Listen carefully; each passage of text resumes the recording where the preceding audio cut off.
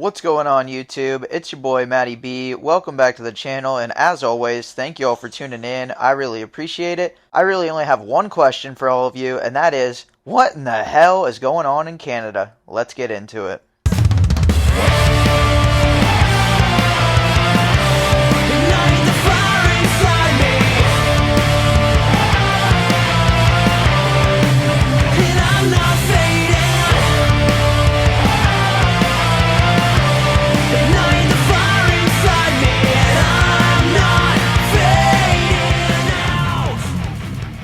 So yeah, I think it's safe to say that was a pretty insane highlight reel, and the craziest part about it is almost all of that footage was all from the last round. And especially in the 450 class, it has been absolute insanity in the Great White North in Canada. The two favorites, Dylan Wright and Jess Pettis, have had a crazy run of crashes, injuries, bike issues that have led to crashes. We had a pit stop mid-moto, and they even crashed into each other on the start of the last moto at Sande. And unbelievably enough, they had both crashed twice before they even exited turn 1. We'll get more into that here shortly. And then of course, there's Mr. Middle Finger, Phil Nicoletti. After 76 retirement parties, he's back for one more season on a Kawasaki in Canada. And one would think that this would be the perfect setup for Phil, but even he has not quite been able to be there to pick up the pieces. And after somehow going 7-6 at Gopher Dunes and grabbing the red plate, he's now handed it over to a total unexpected underdog of all underdogs, Tanner Ward. Nobody saw this coming, and now he's in control.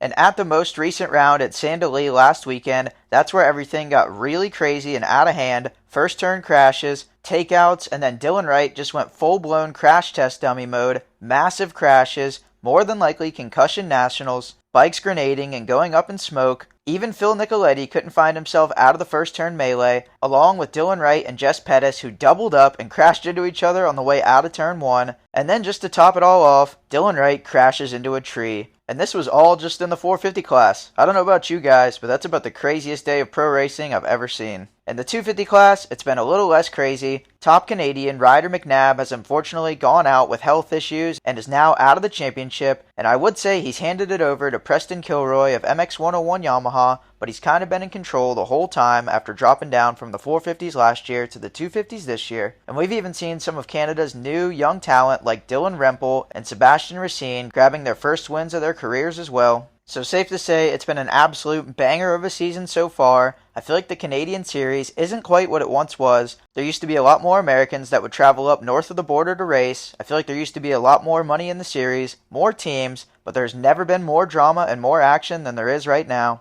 And coming into the season, it really was just looking like it was going to be a Jess Pettis versus Dylan Wright fight for the championship, and these two are longtime rivals, no love lost. I think they used to hate each other, and then they kind of started liking each other. They were doing some riding together over the winter this year, but now, more turmoil, more drama, and I have a feeling they're probably not too stoked on each other, and you might not see them out at dinner together anytime soon. And that's gotta be a tough sitch, because I'm hearing that their wives are really good friends, so I do not envy anybody involved in this situation. But these two guys are absolute world-class talents and awesome riders. Despite hanging out in Canada, in their homeland, and racing there, these guys can still just drop into the AMA series whenever they want, and they can still fight for top 10s right away. I have zero personal experience or relationship with Jess Pettis, but I did spend a preseason riding with Dylan Wright at south of the border back in 2014, and this dude is an animal. He will hit the ground, not even realize he did it, get back up, and send it just as hard or harder. And we've seen Jess Pettis prove himself in Supercross. He's raced AMA motocross. He's an absolute legend in Canada. His physical and mental toughness is out of this world as he's racing with multiple broken bones. And now that I think about it, Wright's been racing injured too, ever since round 1. And then, on top of the Pettis and Wright rivalry, there's reportedly a little bit of beef between Phil Nicoletti and Tanner Ward.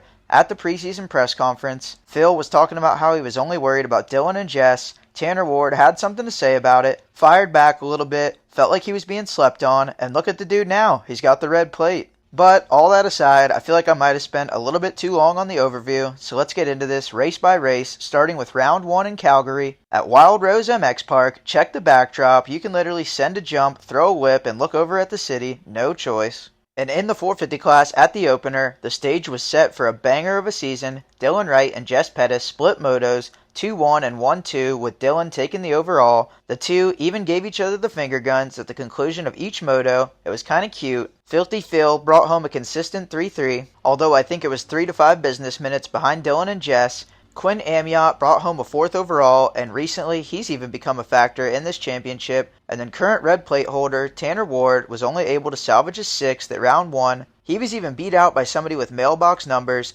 Evan Stice. And then in the 250 class, Preston Kilroy fired first with a 1-1 over Ryder McNabb with a 2-2. Teammate of Phil Nicoletti, Dylan Walsh, was solid on the podium with a 3-3, and despite a great start to the season, through no fault of his own, it would soon fall apart. More on that later. And then rounding out the top 5 were the young guns, Dylan Rempel and Sebastian Racine. And shout out to my boy Tyler Gibbs. He was barking a 2-stroke at Big Hill Jam. He goes 7-7 for his 7th overall. Then on to round 2 in Alberta, and a big crash during the week for Dylan Wright and a pretty serious injury. I believe it was a dislocated elbow. But in true Dylan Wright fashion, he races anyway, but it wasn't enough to stop the dominant force on the day that was Jess Pettis. 1-1 for him. Wright was able to grit out a P2 in Moto 1 and was actually putting pressure on Jess Pettis in Moto 2, but he had a fuel tank issue. Not sure the specifics, but he wasn't able to finish the moto and brought home 0 points. So right away, solid buffer in the championship standings for Jess Pettis. And then in second, Phil Nicoletti was able to flip his way off to a P2. 3rd overall, and a big improvement from week 1 went to Tanner Ward. And then 4th was Quinn Amiot, with American Gavin Bruff rounding out the top 5. Then in the 250 class, even though I've heard reports of Ryder McNabb's health issues persisting throughout the whole season, he still comes out strong at round 2 with a 2-1 for the overall win, splitting motos with Preston Kilroy, who ends up 2nd. Another podium for Dylan Walsh, Dylan Rempel 4th place again. And then our final contender, Sebastian Racine, had an off day and went 25 for 14th overall and lost a big chunk of points. Next up, round 3 in St. Julie in Quebec. And in the 450 class, Jess Pettis had officially asserted dominance at the top of the field. Another 1-1 performance, 50 more points, and a massive points lead. Dylan Wright, racing beaten, battered, and bruised, salvages a 2-2, and then Phil Nicoletti, after some issues in Moto 1, still lands on the box with a 5-3. Daniel Elmore has a breakout ride in 4th overall, and then Quinn Amiot rounds out the top 5. Tanner Ward, another race where he finds himself outside of the top 5. And these early season results out of Tanner Ward are a true testament as to how unexpected and out of nowhere his rise to claiming the points lead has really been. And then in the 250 class, another 1-1 out of Preston Kilroy as he starts to get a stranglehold on this 250 class. Dylan Rempel, a strong performance with a 2-2, and then we're starting to see our first signs of struggle out of Ryder McNabb, only able to muster a 3-4 on the day when he came in as one of the favorites. Then in 4th, Sebastian Racine with Noah Viney throwing himself into that top 5. And then this round would mark the beginning of the end of Dylan Walsh's championship hopes, only able to go 37-36. I believe it was a double DNF due to bike issues, and unfortunately for Dylan, these bike issues would only continue. And so far, the season hasn't been anything too wild, but round 4 at Gopher Dunes, here's where things start to get crazy, and this is one of the gnarliest sand tracks in the entire world, reportedly much gnarlier than Southwick, and even Dutch racer Lars van Berkel said it was maybe the toughest race he's ever done. It's just total bottomless sand, and that race is usually pretty hot, so it really separates the men from the boys. And right away, in the first practice in the morning, the 450 class was flipped upside down with Jess Pettis having a huge crash, getting knocked out, and having to be taken to the hospital via ambulance. So it's looking like the perfect chance for Dylan Wright to claw his way back into this championship fight, right? Nah, not so fast.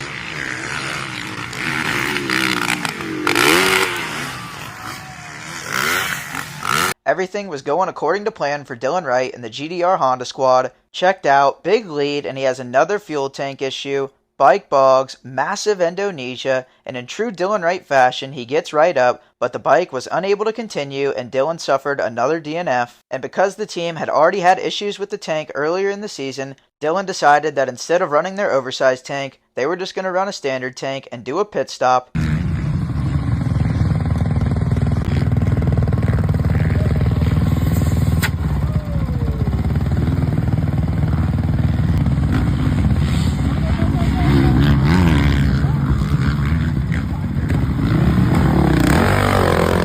I mean, what insanity is this? The dude is so far gone in the moto that he has time to take a pit stop, still stay in the lead, have his gas explode out of his gas tank. I mean, damn, I hope they were thirsty. That thing was at the pressurized national, but they were able to top it off, take back off, and still maintain the race lead. And through all the craziness and pandemonium between the two big-name title contenders, Tanner Ward sneaks under the radar and goes 1-2 for his first ever win in the 450 class. A consistent 3-3 for second overall goes to Quinn Amiot, and then third overall, landing on the box, is my boy Lars van Berkel from the Netherlands. A very lackluster start to the season, but he's a Sandman, he loves the soft stuff, and he grabs a podium. DNS for Jess Pettis, and Dylan Wright goes 27-1. And oh yeah, what the hell happened to Phil? A couple crashes in Moto 1, only able to get back to 7th, and then just a straight up off Moto in Moto 2, only able to get 6th, but somehow takes the red plate with a 7-6, and that is yet another testament to the insanity of this series.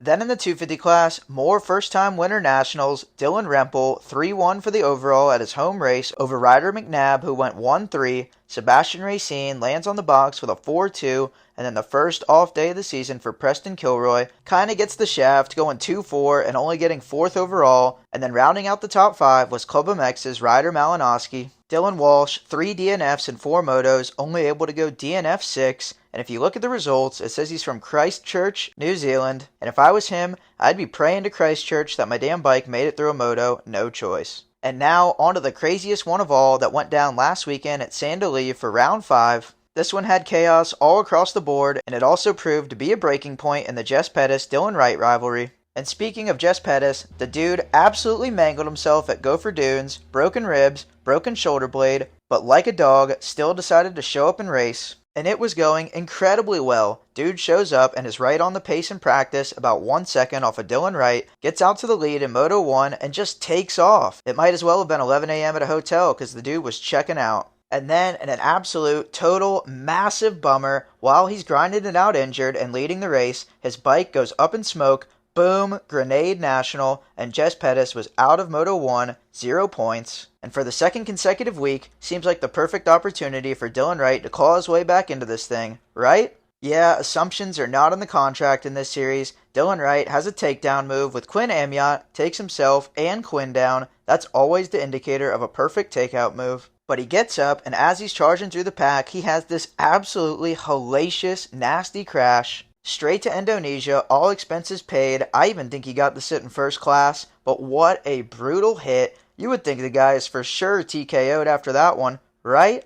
Well, nah, not exactly. He rises from the dead, gets back up, and claws back to a 9th place finish. And at the completion of this moto, Tanner Ward and Phil Nicoletti were 1 point apart for the points lead. Jess Pettis still had a 9-point gap over Dylan Wright, and neither of those two contenders could afford any more mistakes for the rest of the season if they wanted a chance at the title. Second moto, rain delay, track's a little wet, and right away in the first turn, that whole hope of no more mistakes throughout the season goes out the window. Dylan Wright, Jess Pettis, and Phil Nicoletti are all down in turn 1. And then, in one of the most bonkers moments I've ever seen, Dylan Wright and Jess Pettis get up from their first turn crash and clean each other out again. As if their points deficit and already having a first turn crash wasn't enough, they get up, look at each other, and then do this. And I think a big factor of why they actually crashed is that Dylan kinda had to swerve around that guy who was still down from the first turn pileup, but when he did that, he never cracked the throttle. He held it chicken wing, wide open, right into the number 1 of Jess Pettis. Maybe he thought he had a little bit more room than he did. It all happens really fast out there. But right there, in that moment, the two overwhelming championship favorites had effectively taken themselves out of contention. They were already going to be hard-pressed to make up the gap, but neither rider would score any points in this moto. Jess Pettis was out for this one after this crash, and we'll get to why Dylan Wright didn't get any points shortly. So with Pettis out, Wright has yet another opportunity to make up a handful of points,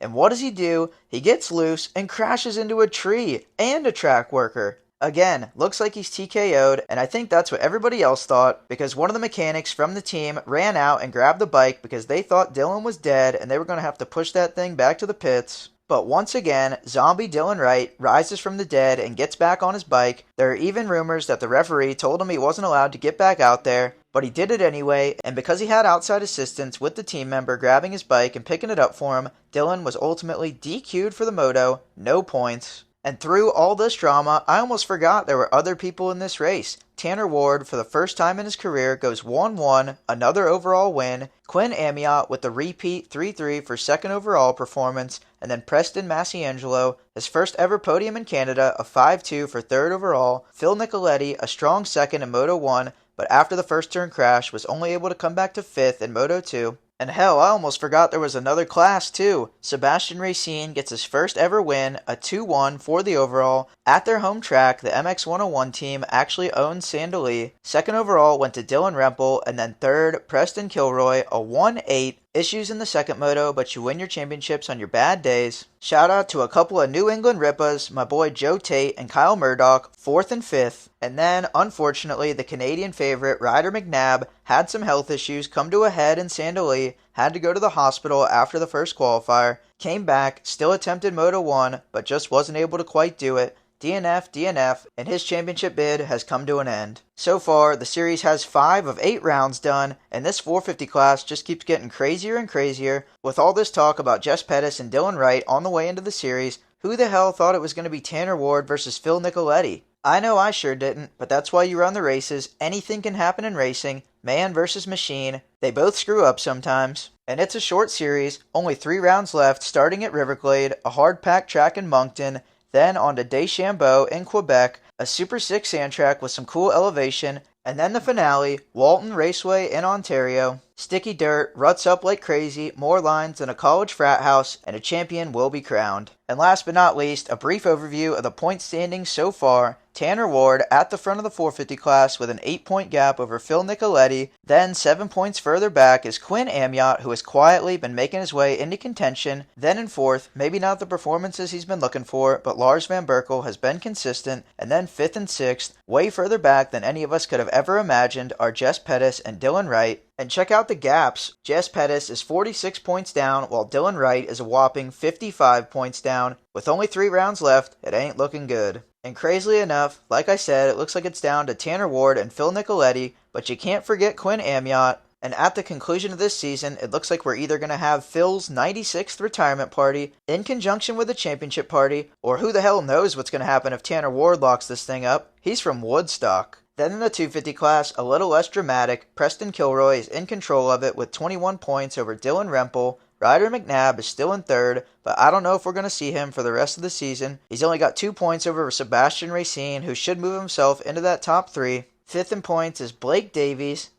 Maybe that's Cole's cousin. And what a bummer for Dylan Walsh. Strong start to the season, but they just can't keep the green machine from grenading, and he's all the way down to 9th. But that's a wrap on what's been going down in Canada so far this season. Ended up being a little longer than I expected, but there is so much going on. It's been insane, it's been crazy, it's been total madness, and I can only see it continuing. It's firing back off this weekend, and I cannot wait to see what happens next. This series is like playing roulette. It could literally be anything. But I hope you guys enjoyed today's video. Thank you for tuning in. Let me know in the comments if you like this content, if you appreciate the info, if you dig the Canadian series, or if you just want to hate. I'm here for all of it. Catch you guys next time.